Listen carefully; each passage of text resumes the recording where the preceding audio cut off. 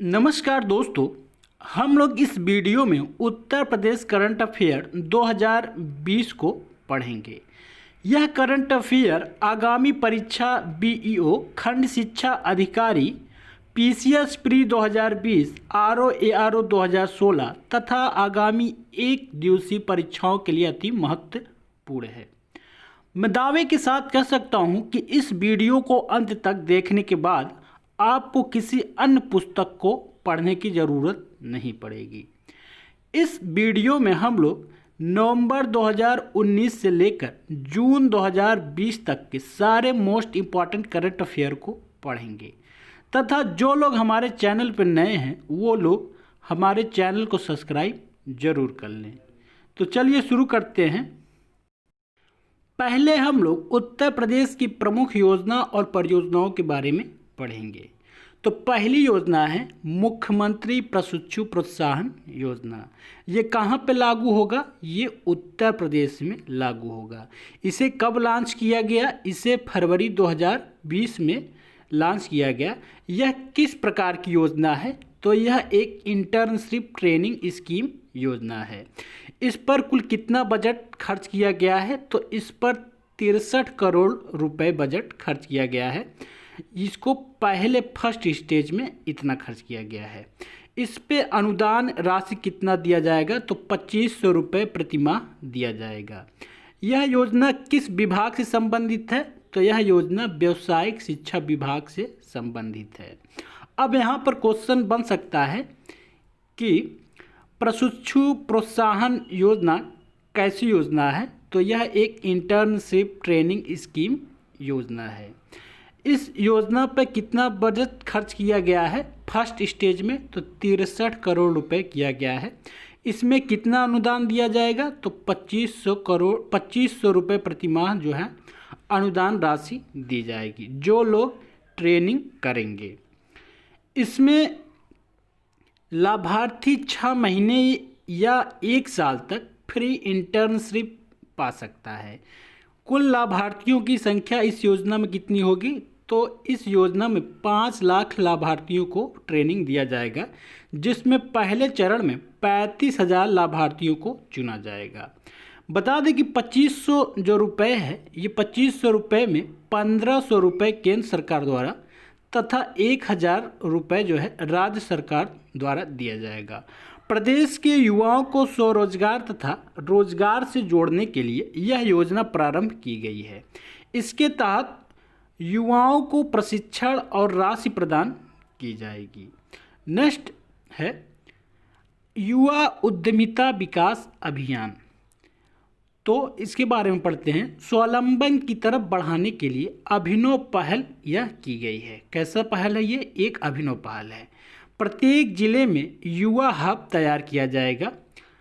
यह योजना अभियान 1 लाख युवाओं को स्वावलंबन की ओर ले जाएगा तथा वित्तीय मदद के रूप में 1200 रुपये प्रदान किया जाएगा। यहाँ पे क्वेश्चन बन सकता है कि युवा उद्यमिता विकास अभियान के तहत कितनी राशि प्रदान की जाएगी? तो 1200 रुपये प्रदान किया जाएगा। यह बन सकता है युवा हब किस अभियान के तहत बनाया जाएगा? तो युवा उद्यमिता अभियान के तहत बनाया जाएगा। नेक्स्ट है मुख्यमंत्री निराश्रित बेसहारा गोवंश सहभागिता योजना। इस योजना का मुख्य लक्ष्य क्या है? आवारा मवेशियों की देखभाल करना। इसमें 900 रुपये प्रतिमाह दिया जाएगा। जो लोग आवारा मवेशियों की देखभाल करेंगे, आवारा जानवरों की, उनको 900 रुपये प्रतिमाह यानी 30 रुपये प्रतिदिन के हिसाब से दिया जाएगा। इसके अंतर्गत प्रतिदिन के हिसाब से 30 रुपये जो कि महीने के 900 रुपये होते हैं वह किसान के खातों में जमा कराया जाएगा, जिसका मुख्य उद्देश्य आवारा पशुओं की देखभाल करना है। नेक्स्ट योजना है मुख्यमंत्री कृषक दुर्घटना कल्याण योजना। यह कब लॉन्च किया गया? यह 2020 में फरवरी 2020 में लॉन्च किया गया है। इसके तहत कौन लोग लाभार्थी होंगे या कौन लोग इसका लाभ पाएंगे? तो आर्थिक रूप से कमज़ोर किसान या बटाईदार इस योजना का लाभ पा सकेंगे। इसका उद्देश्य क्या है? इस योजना के तहत किसानों एवं इनके परिवारों को कार्य के दौरान किसी दुर्घटना का शिकार होने पर बीमा राशि प्रदान की जाएगी। इस योजना के तहत 2,38,00,000 किसानों को लाभ मिलेगा, तथा इसके तहत उन्हें 5 लाख रुपए तक की बीमा प्रदान की जाएगी। ये इम्पॉर्टेंट है कि 5 लाख तक की बीमा किस में प्रदान की जाएगी, तो मुख्यमंत्री कृषि दुर्घटना कल्याण योजना में प्रदान की जाएगी। नेक्स्ट योजना है पूर्वांचल एक्सप्रेसवे परियोजना। पूर्वांचल एक्सप्रेसवे परियोजना की कुल लंबाई कितनी है? 340.824 किलोमीटर यह लंबी है। यह 6 लेन एक्सप्रेस है। इस पर कुल लागत 22,449.66 करोड़ रुपए आई है।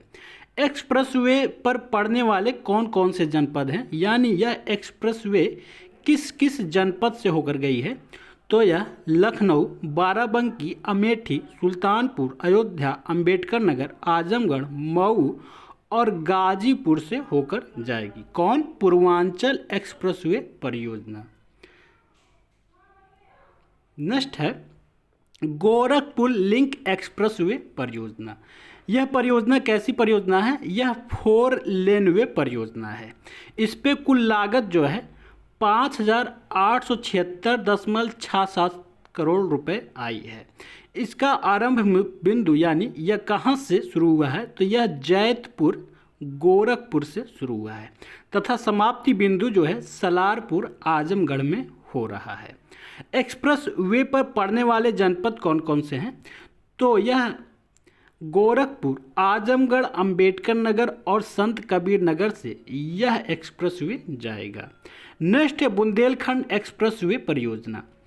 इस परियोजना की कुल लंबाई 296.07 किलोमीटर है।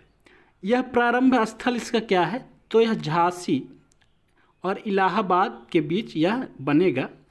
यह इसकी संख्या जो है भरतकूप के पास जनपद चित्रकूट से शुरू हो रहा है। 35 भरतकूप के पास से यह एक्सप्रेस वे शुरू हो रहा है तथा इसका अंतिम स्थल जो है ग्राम कुदरैल के पास जनपद इटावा के पास हो रहा है। ये भरतपुर चित्रकूट से शुरू होकर इटावा कुदरैल के पास समाप्त हो रहा है। इसमें लाभान्वित जनपद कौन कौन से हैं, मतलब यह किस किस जनपद से होकर जाएगा?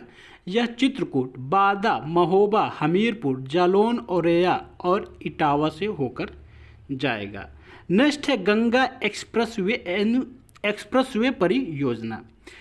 यह परियोजना कितना किलोमीटर लंबा है, तो 628 किलोमीटर लंबा है। यह 6 लेन की परियोजना है। यह जनपद मेरठ से प्रारंभ होकर जनपद प्रयागराज तक जाएगा। परियोजना का अंतिम स्थल कौन है, तो खेमा नंदनपुर सोराव कहाँ पर है? प्रयागराज में है। यह इसका अंतिम स्थल है। नेक्स्ट योजना है कन्या सुमंगल योजना।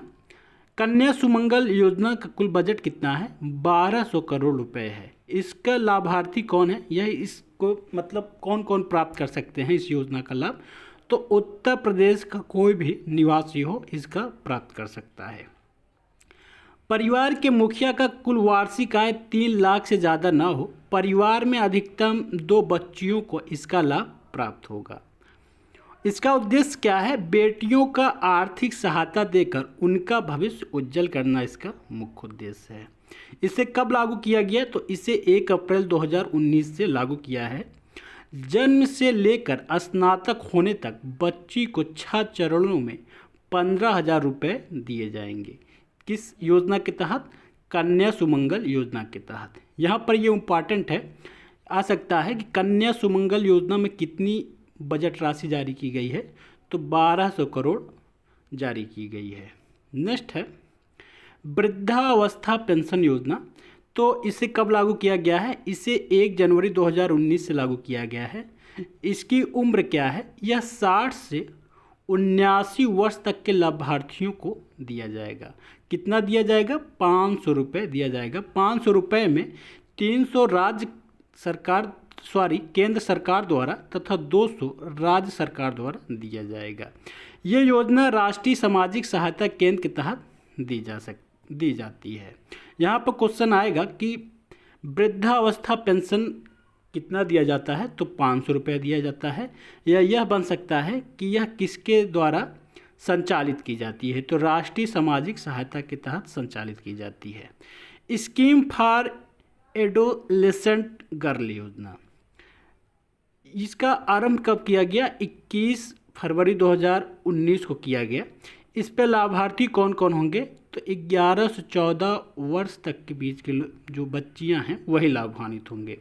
इसका उद्देश्य क्या है? उचित पोषण एवं विशेष देखभाल करना इसका मुख्य उद्देश्य है। किशोरी दिवस कब मनाया जाता है? तो प्रत्येक माह के 8 तारीख को किशोरी दिवस मनाया जाता है। नेक्स्ट योजना है विश्वकर्मा श्रम सम्मान योजना। इसका शुभारंभ 24 जनवरी 2019 को किया गया। इसका उद्देश्य लाभार्थी को अपना व्यवसाय शुरू करने के लिए वित्तीय सहायता प्रदान करना। यहाँ पर ये इम्पॉर्टेंट है, शुभारंभ मतलब ये कब शुरू किया गया, तो 24 जनवरी 2019 को, ये याद रखिएगा। नेक्स्ट है द मिलियन कॉमर्स स्कूल 3.0। इसका शुभारंभ 9 जून 2019 को इसके चौथे संस्करण को शुरू किया गया है। इसका उद्देश्य किसानों की आमदनी बढ़ाने हेतु जागरूकता कार्यशालाएं आयोजित करना है। नेक्स्ट है खुर्जा ताप विद्युत संयंत्र। खुर्जा ताप विद्युत संयंत्र के बारे में पढ़ेंगे। इसका शुभारंभ 9 मार्च 2019 को किया गया। ये कहाँ पर स्थित है? तो ये बुंदेल शहर यूपी में स्थित है। इस पे लागत जो है 11,089 करोड़ रुपए आया है। इसकी क्षमता 1320 मेगावाट जो है ऊर्जा या विद्युत पैदा करने की है। इसकी तकनीक कैसी है? ये सुपर क्रिटिकल तकनीक से है। नेक्स्ट है इससे कौन कौन लाभान्वित राज्य होंगे? तो इससे यूपी, दिल्ली, राजस्थान, हिमाचल प्रदेश और उत्तराखंड जो है लाभान्वित राज्य होंगे। नेक्स्ट है रेणुका बहुउद्देशीय परियोजना। यमुना नदी की सहायक नदी गिरी नदी पर यह बांध बनाया गया है तथा यह हिमाचल प्रदेश सिरमौर जिलों में स्थित है। क्वेश्चन आ सकता है कि रेणुका बहुउद्देशीय परियोजना किस नदी पर स्थित है? तो गिरी नदी पर स्थित है तथा यह सिरमौर जिला हिमाचल प्रदेश में है। इसकी ऊंचाई 148 मीटर है। क्षमता 498 मिलियन क्यूबिक है। बिजली इससे कितना पैदा होगी? तो 40 मेगावाट बिजली पैदा होगी। नेक्स्ट क्वेश्चन है उत्तर प्रदेश स्टार्टअप पॉलिसी 2020 को हाल ही में मंजूरी दे दी गई है।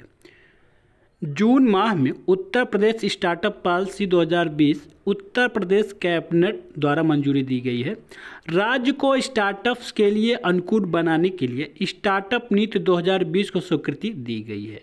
राज्य सरकार द्वारा अधिसूचना की तारीख से स्टार्टअप नीति 2020 5 वर्षों की अवधि के लिए लागू होगी। कब से? जब से इसका अधिसूचना जारी हुआ है उसके 5 वर्ष की अवधि तक। इसका उद्देश्य राज्य में 5 वर्षों के अंदर 10,000 से अधिक स्टार्टअप का कॉर्पोरेटाइजेशन होगा। लक्ष्य को प्राप्त करने के लिए राज्य के सभी 75 जिलों में 100 इनक्यूबेटर स्थापित किए जाएंगे। सरकार के अनुमान के अनुसार इससे राज्य में 50,000 प्रत्यक्ष तथा 1 लाख अप्रत्यक्ष नौकरियां या रोजगार पैदा होंगे। नेक्स्ट है जून 2020 में प्रधानमंत्री के द्वारा आत्मनिर्भर उत्तर प्रदेश रोजगार अभियान लॉन्च किया गया है। प्रधानमंत्री नरेंद्र मोदी ने 26 जून 2020 को 125 दिवसीय अभियान की शुरुआत की है। इसके तहत उत्तर प्रदेश राज्य में प्रवासी और दैनिक मजदूरी करने वाले लोगों को रोजगार प्रदान किया जाएगा। यह अभियान उत्तर प्रदेश के 31 जिलों में रोजगार उपलब्ध कराने पर केंद्रित होगा। 31 जिलों में प्रत्येक में 25,000 से अधिक प्रवासी कामगार हैं जो दूसरे जिले से उत्तर प्रदेश में आए हैं। यहाँ पे क्वेश्चन बनता है कितने जिलों में लागू होगा? ये 31 जिलों में लागू है तथा ये कितनी दिवसीय एक कार्य योजना है? 125 दिवसीय यह रोजगार योजना है। नेक्स्ट है उत्तर प्रदेश कैबिनेट ने कुशीनगर हवाई अड्डे को उत्तर प्रदेश का अंतर्राष्ट्रीय हवाई अड्डा बनाने का फैसला लिया है। उत्तर प्रदेश सरकार ने कुशीनगर हवाई अड्डे को अंतर्राष्ट्रीय हवाई अड्डा बनाने का निर्णय लिया है। कुशीनगर में महात्मा बुद्ध का महापरिनिर्वाण स्थल है, जो बौद्ध भिक्षुओं के लिए पूजनीय है। उत्तर प्रदेश के मुख्यमंत्री योगी आदित्यनाथ हैं और राज्यपाल आनंदीबेन पटेल हैं। नेक्स्ट है, उत्तर प्रदेश ने मनरेगा के तहत प्रवासी श्रमिकों को देश में सबसे ज़्यादा रोजगार दिया है। तो उत्तर प्रदेश सरकार द्वारा जारी आंकड़ों के अनुसार 57,12,975 कामगार 56,891 ग्राम पंचायतों में मनरेगा के तहत काम कर रहे हैं, जिससे उत्तर प्रदेश पूरे भारत में मनरेगा के तहत रोजगार देने वाला पहला राज्य बन गया है। दूसरे स्थान पर राजस्थान है तथा तीसरे स्थान पर आंध्र प्रदेश है। नेक्स्ट है, गोवध कानून 2020 उत्तर प्रदेश में लागू किया गया है। गोवध कानून 2020 गायों की सुरक्षा और गौहत्या को बंद करने के लिए उत्तर प्रदेश सरकार ने लागू किया है। इसे उत्तर प्रदेश गौवध अधिनियम 1955 में बदलाव करके लाया गया है। इस अधिनियम के तहत गौहत्या पर 10 साल की जेल और 5 लाख अधिकतम जुर्माना भरना पड़ेगा। नेक्स्ट है, उत्तर प्रदेश मुख्यमंत्री जून माह में वीडियो कॉन्फ्रेंस के माध्यम से बाल श्रमिक विद्या योजना को लॉन्च किया है। तो बता दें, बाल श्रमिक विद्या योजना के तहत कामकाजी बच्चों को स्कूल भेजने के लिए सरकार 1,200 रुपये प्रति माह सालाना भुगतान करेगी। इसके तहत कक्षा 8, 9 और 10 पास करने वाले छात्रों को 6,000 रुपये प्रोत्साहन राशि अलग से दी जाएगी। इस योजना के पहले चरण में 2,000 बच्चों का चयन किया गया है। नेक्स्ट है, मई माह में उत्तर प्रदेश सरकार ने हर्बल रोड्स प्रोजेक्ट को लागू किया है। उत्तर प्रदेश की सरकार ने राज्य में 800 किलोमीटर सड़क में हर्बल रोड्स प्रोजेक्ट को लागू करने का निर्णय लिया है। इस योजना के तहत राज्य सरकार सड़कों के दोनों ओर औषधीय मूल्यों वाले पौधों का रोपण करेगी। यह परियोजना राज्य के 18 जिलों में शुरू की जाएगी, जिसमें 34 किस्म के औषधीय पेड़ लगाए जाएंगे। नेक्स्ट है, उत्तर प्रदेश के किस जिले में शिवालिका जंगल में 50 लाख वर्ष पुराना हाथी का जीवाश्म मिला है? तो सहारनपुर में हाथी का 50 लाख वर्ष पुराना जीवाश्म मिला है। यह जीवाश्म शिवालिका के जंगल में एक नया बाघ अभयारण्य बनाने के लिए कैमरा ट्रैप स्टडी के दौरान मिला है। वैज्ञानिक भाषा में इसे स्टेगोडान कहते हैं, जो विलुप्त हो चुके हैं। यूपी सरकार ने शहीदों के परिवारों को मिलने वाले 25 लाख राशि को अब बढ़ाकर कितना कर दिया है? तो योगी सरकार ने शहीदों के परिवार को मिलने वाले 25 लाख की राशि को बढ़ाकर 50 लाख कर दिया है। यह राशि उन शहीद परिवारों को मिलेगा जो उत्तर प्रदेश के मूल निवासी हैं या उत्तर प्रदेश में रह रहे हैं।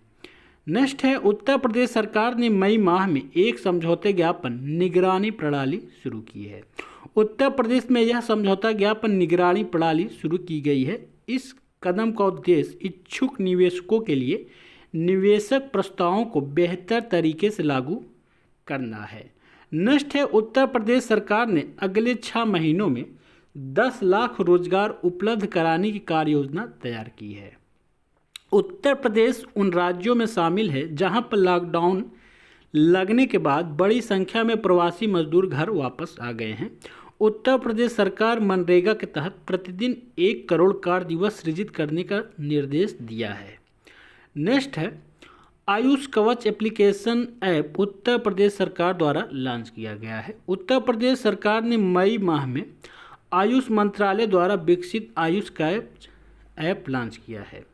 यह एप्लीकेशन कोविड-19 से लड़ने की प्रक्रिया में प्रतिरक्षा को बढ़ावा देने के लिए स्वास्थ्य उपचार और उपाय प्रदान करने के उद्देश्य से शुरू किया गया है। नेक्स्ट है, उत्तर प्रदेश कोविड-19 का पुल परीक्षण शुरू करने वाला देश का पहला राज्य बन गया है।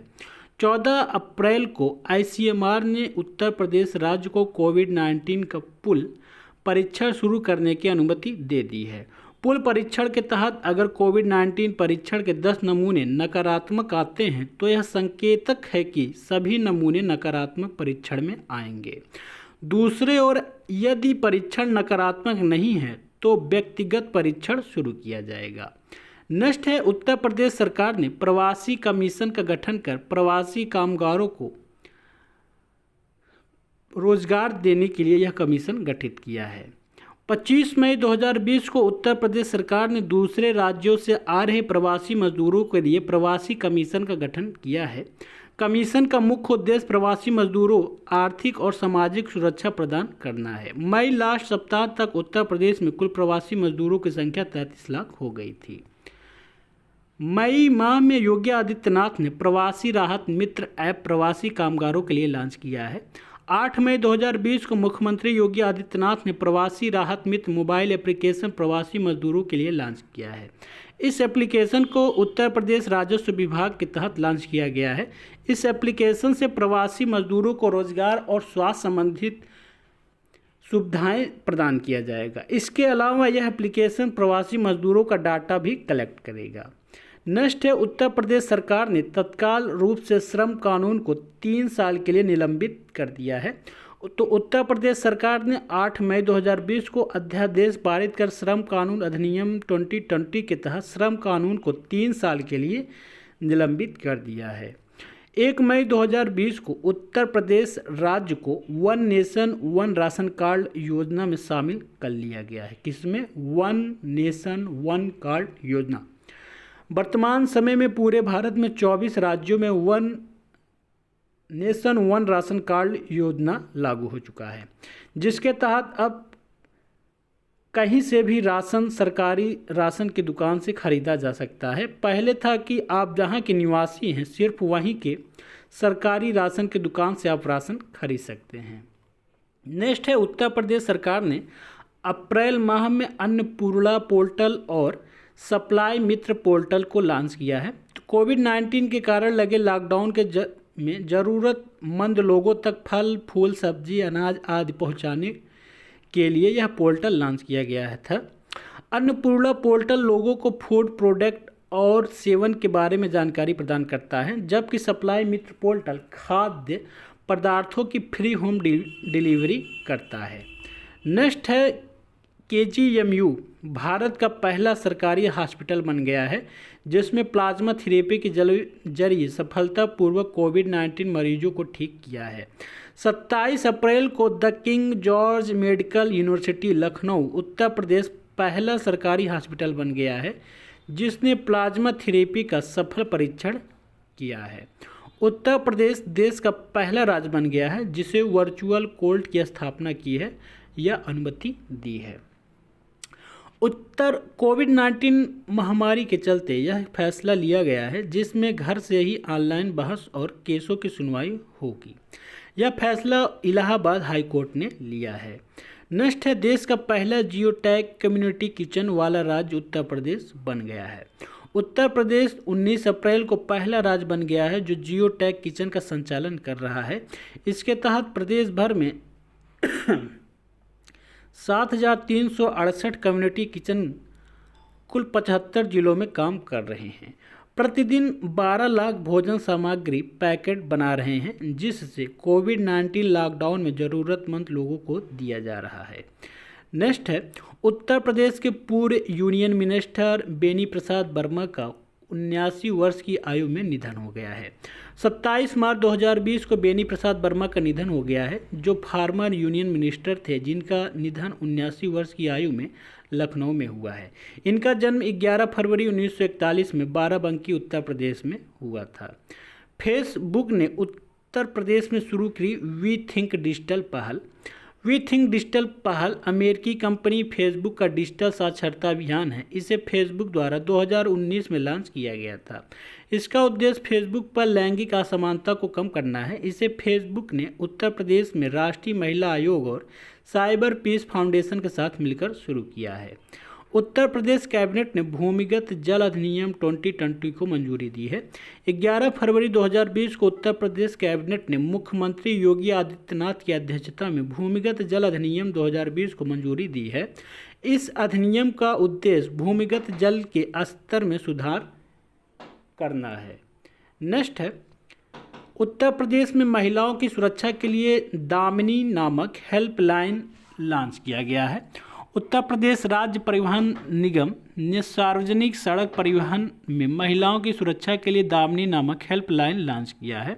इस हेल्पलाइन पर सुबह 9 से शाम 6 बजे तक सहायता प्राप्त की जा सकती है। यह योजना केंद्र सरकार की निर्भया स्कीम का एक हिस्सा है। कोरोना वायरस को हराने के लिए उत्तर प्रदेश मुख्यमंत्री ने टीम 11 का गठन किया है। 27 मार्च 2020 को योगी आदित्यनाथ ने टीम 11 का गठन किया है।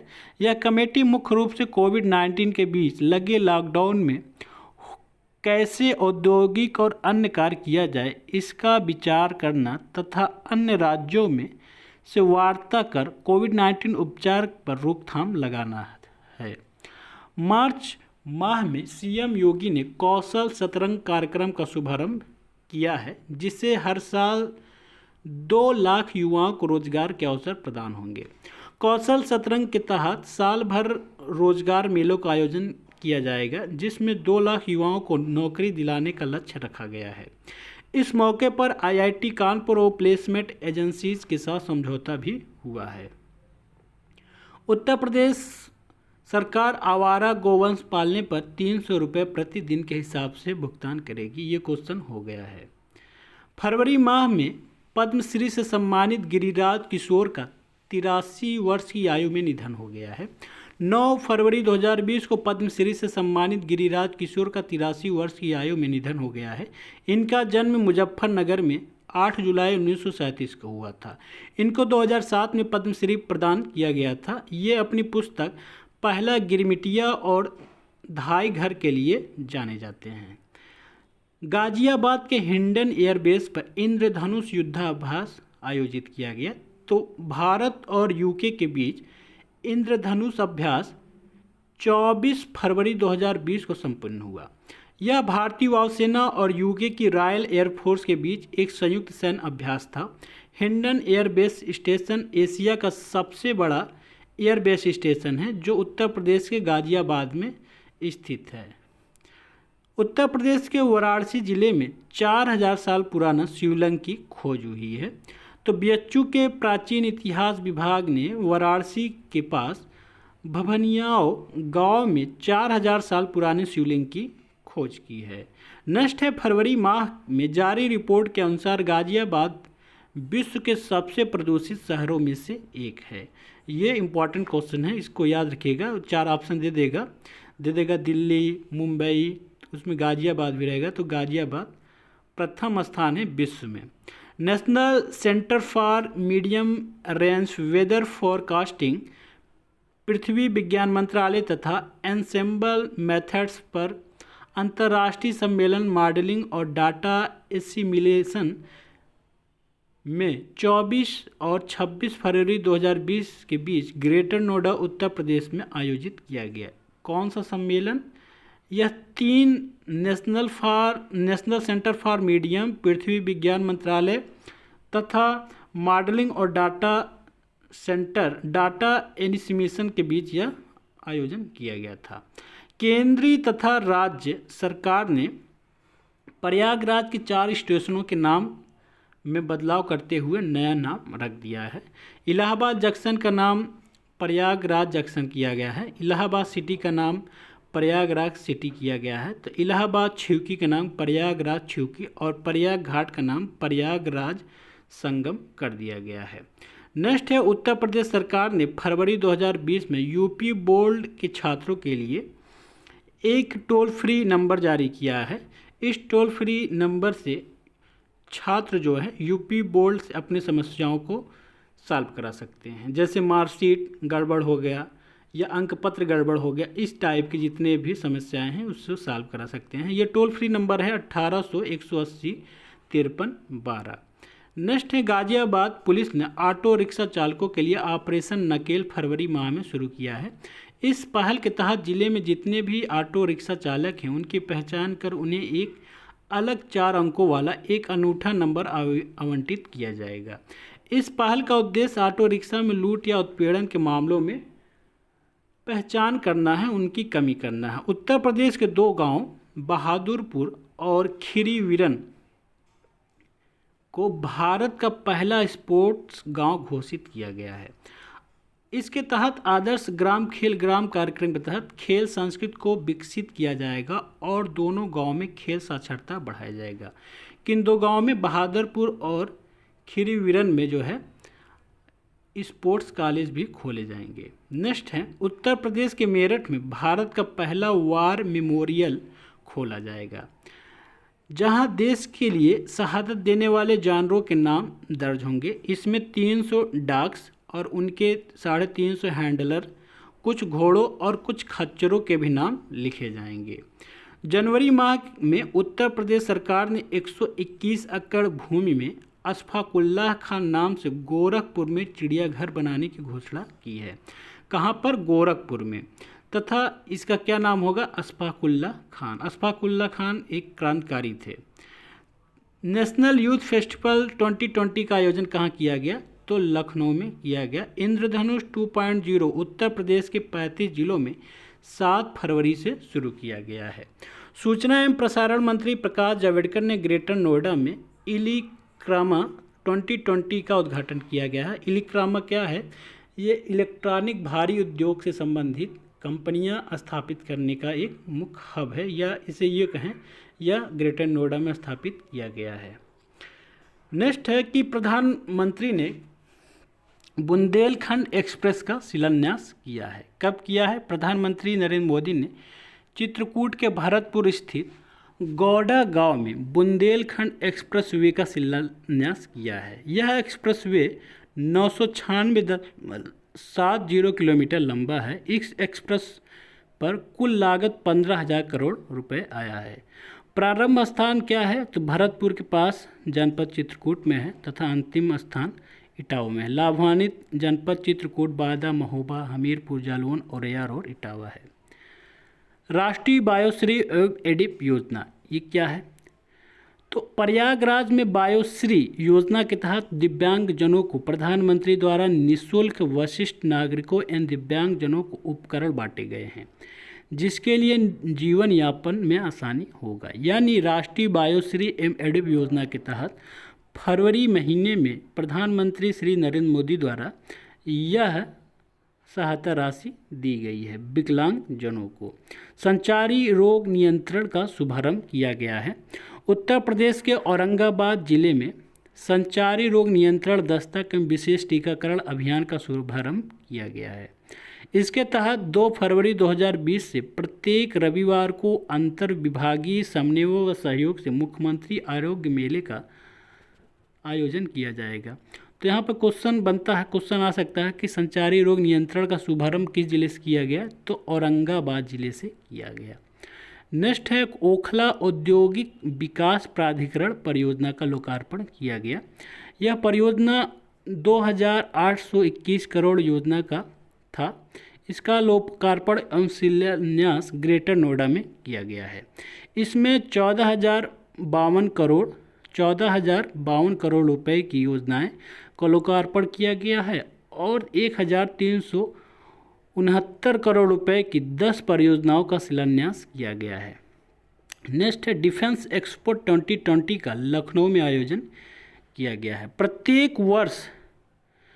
प्रत्येक 2 वर्ष में होने वाले डिफेंस एक्सपो 2020 का 11वें संस्करण का आयोजन लखनऊ में आयोजित किया गया है। इस डिफेंस एक्सपो 2020 से 23 MOU के माध्यम से 50,000 करोड़ रुपए का निवेश डिफेंस इंडस्ट्रियल कॉरिडोर में हुआ है। नेक्स्ट है, मुख्यमंत्री आरोग्य मेले का शुभारंभ किया गया है। चंदौली के अमदाहा प्राथमिक स्वास्थ्य केंद्र से मुख्यमंत्री आरोग्य मेले का शुभारंभ किया गया है। कहाँ से? चंदौली से। इसमें 4200 प्राथमिक स्वास्थ्य केंद्रों पर एक साथ इस मेले का शुभारंभ किया गया है। नेक्स्ट है, 23वें राष्ट्रीय युवा उत्सव का शुभारंभ कहाँ पर किया गया है? तो लखनऊ में किया गया है। इसका उद्देश्य या उसका उद्घाटन खेल मंत्री किरण रिजिजू ने किया है। किरण रिजिजू स्वतंत्र प्रभार मंत्री हैं। इसका आयोजन 12 से 16 जनवरी 2020 को किया गया। इस अवसर पर स्वामी विवेकानंद की मूर्ति का भी अनावरण किया गया। यह अनावरण मुख्यमंत्री योगी आदित्यनाथ ने किया है। हुनर हाट का आयोजन किया गया है। केंद्रीय अल्पसंख्यक कार्य मंत्री मुख्तार अब्बास नकवी के साथ मुख्यमंत्री योगी ने हुनर हाट का आयोजन किया है। इस आयोजन से शिल्पकार, कलाकार, कारीगर लोगों को लाभान्वित किया जाएगा। नेक्स्ट है उत्तर प्रदेश की झांकी। उत्तर प्रदेश के सांस्कृतिक और धार्मिक पर्यटन को मिला दूसरा स्थान। किसमें स्थान मिला है देख लेते हैं। गणतंत्र दिवस 2020 पर नई दिल्ली में आयोजित परेड में उत्तर प्रदेश की झांकी को दूसरा स्थान प्राप्त हुआ है। गणतंत्र दिवस के अवसर पर यह पुरस्कार रक्षा मंत्री राजनाथ सिंह ने उत्तर प्रदेश के सूचना निर्देशक शिशिर सिंह को दिया है। नेक्स्ट है अटल आवासीय विद्यालय योजना क्या है। उत्तर प्रदेश दिवस के अवसर पर यह योजना चालू किया गया है। यह योजना 18 मंडलों में लागू किया गया है। यह विद्यालय नवोदय विद्यालय की तर्ज पर संचालित होगा। नेक्स्ट है उत्तर प्रदेश भूगर्भ जल नियमावली 2020। इसको हमने पढ़ लिया है, लेकिन इसको विस्तार से पढ़ते हैं। यह नियमावली उत्तर प्रदेश भूगर्भ जल अधिनियम 2019 के विभिन्न प्रावधानों का समुचित उपयोग के लिए बनाया गया है, जिसके तहत सभी भूगर्भ जल उपभोक्ताओं को पंजीकृत किया जाएगा।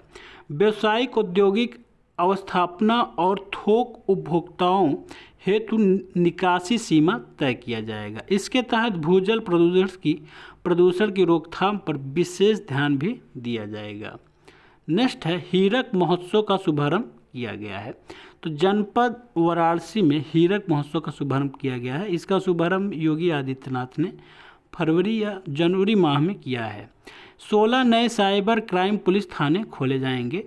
यह साइबर क्राइम पुलिस थाने जनपद बरेली, मुरादाबाद, सहारनपुर, आगरा, अलीगढ़, कानपुर, झांसी, प्रयागराज, चित्रकूट, गोरखपुर, देवीपाटन, बस्ती, वाराणसी, आजमगढ़, मिर्ज़ापुर और अयोध्या में खोले जाएंगे। नेक्स्ट है भारतीय भाषा महोत्सव 2020 का उद्घाटन किया गया है।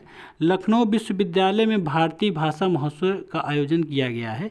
इस महोत्सव का उद्घाटन मुख्यमंत्री योगी आदित्यनाथ ने किया है।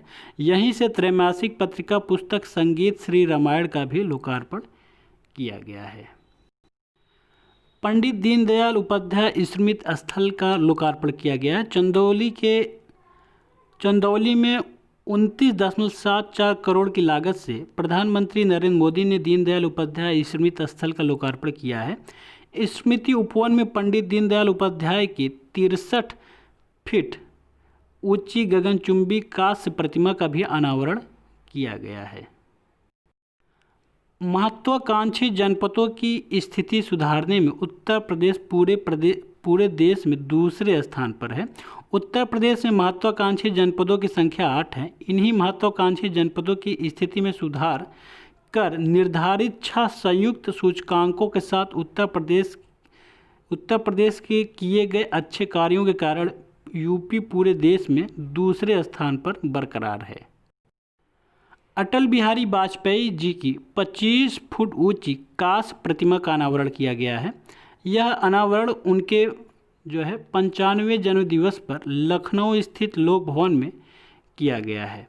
इसका अनावरण प्रधानमंत्री श्री नरेंद्र मोदी द्वारा किया गया है। पुलिस कमिश्नरी प्रणाली लागू किया गया है। इसको पढ़ते हैं। मुख्यमंत्री योगी आदित्यनाथ ने लखनऊ और गौतम बुद्ध नगर में पुलिस कमिश्नरी प्रणाली लागू की है। लखनऊ में इस प्रणाली के तहत अपर पुलिस महानिदेशक स्तर का एक पुलिस आयुक्त की तैनाती की जाएगी। पुलिस कमिश्नरी प्रणाली लखनऊ को हम लोग पढ़ते हैं तो सबसे पहले अपर पुलिस महानिदेशक होंगे, उसके बाद संयुक्त पुलिस आयुक्त होंगे, फिर उसके बाद उत्तर प्रदेश पुलिस आयुक्त के पद पर पुलिस अधीक्षक होंगे। स्तर के 10 अधिकारी भी इसमें तैनात होंगे।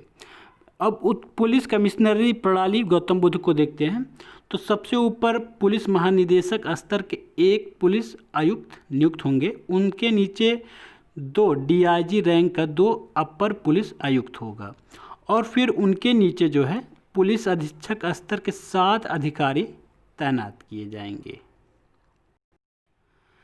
गंगा यात्रा को अर्थ गंगा अभियान के साथ जोड़ा गया।